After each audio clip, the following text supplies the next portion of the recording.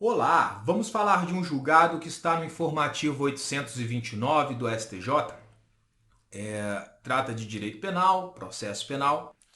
A temática envolve aí crime continuado, hipótese não prevista no artigo 28A, parágrafo 2º, inciso 2 do CPP, que trata lá do acordo de não persecução.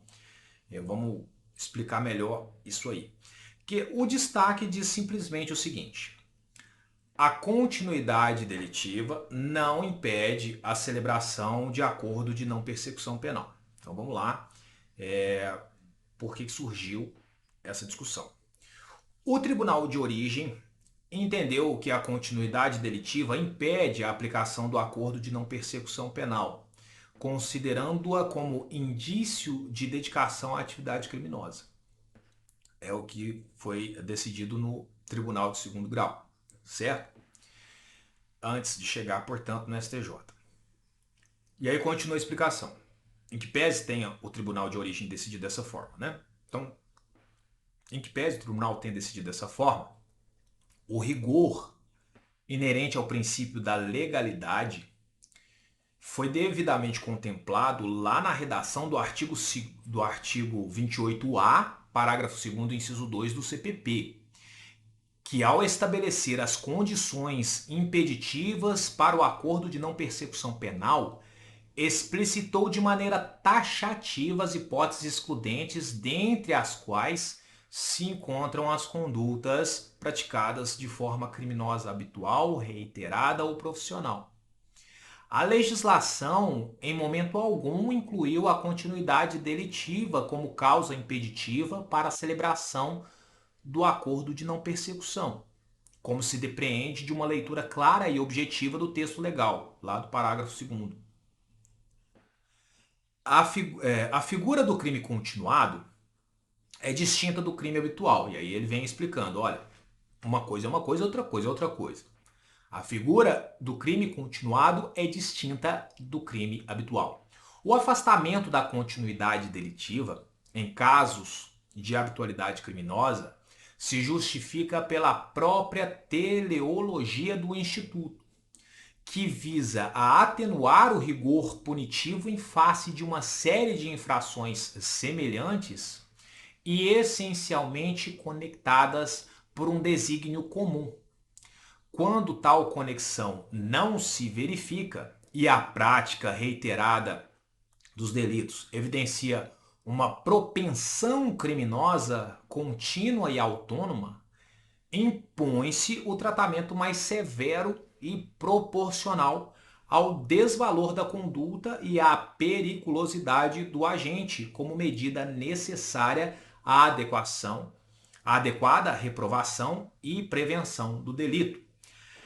Algumas considerações aqui interessantes, que é o seguinte: primeiro, que por mais que nós temos o direito penal do fato, o que está sendo objeto de um processo penal é o fato criminoso. Mas aí você fala, então não vou levar em consideração as características pessoais do criminoso para nada. Não vai, lógico que vai.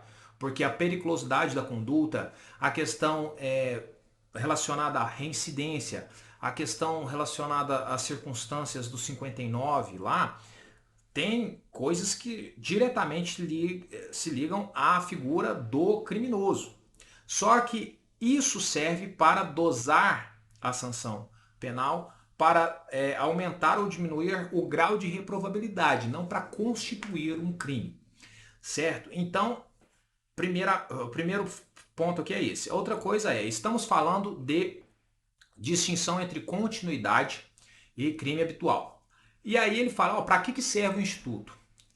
O crime continuado, quando eu falo em continuidade delitiva, o Instituto ele foi feito para beneficiar o sujeito. Porque senão, em tese, seria tudo concurso material. Imagina um sujeito que rouba, que furta uma vendinha recorrentemente, ele furta várias vezes, em mesmas circunstâncias, todos aqueles requisitos lá que são exigidos para um crime continuado. Esse cara que furta tem um modus operandi igual, ele tem todos os requisitos lá do crime continuado, é diferente de uma pessoa que faz do crime a sua forma de viver. No criminoso habitual, em sua essência, aquela ideia de, não, ele é criminoso como profissão. A continuidade delitiva, eu tenho uma série limitada de acontecimentos que, por envolver quase que a continuidade de um contexto, eu vou minimizar, não minimizar, né? Perdão, vou diminuir a reprimenda do Estado, vou diminuir, atenuar o rigor punitivo, certo? Então são situações diferentes. Continuando lá então. A inclusão da continuidade delitiva como óbice à celebração do acordo de não persecução penal constitui uma interpretação que extrapola os limites impostos pela norma, inserindo um requisito que o legislador, de forma deliberada, optou por não contemplar.